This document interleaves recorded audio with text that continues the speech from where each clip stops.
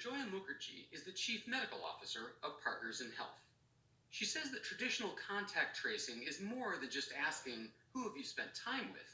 It's also making sure you can handle being sick.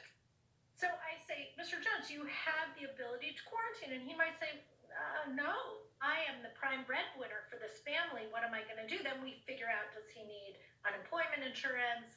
Does he need food delivered to the house? That's all very cool, but we still have a big problem. You can't remember every single person you were near. Total strangers in the grocery store? Somebody behind you on the bus?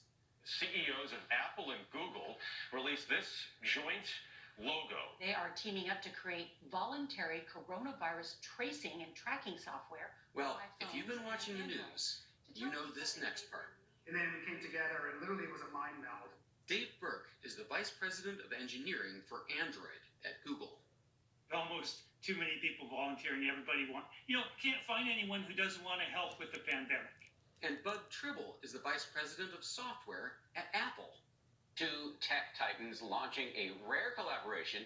Not only is it historic that these two huge tech rivals are working together, it's also historic that they're appearing together on my screen and yours.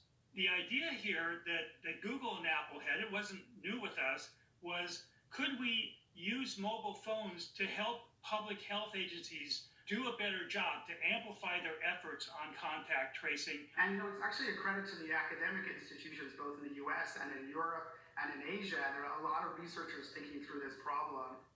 Okay, so what is this big project? It's a little technical, so let's take this slowly. You've heard of Bluetooth, right?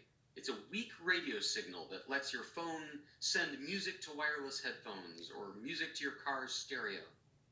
Very soon, iPhones and Android phones will continuously broadcast a Bluetooth beacon, basically a big number that changes every few minutes, to any phones within about 15 feet.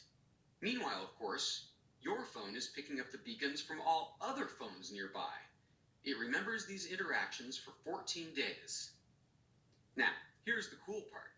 Suppose that a few days later, this guy tests positive for COVID-19. If he's willing, he can report his diagnosis in an app from a public health agency.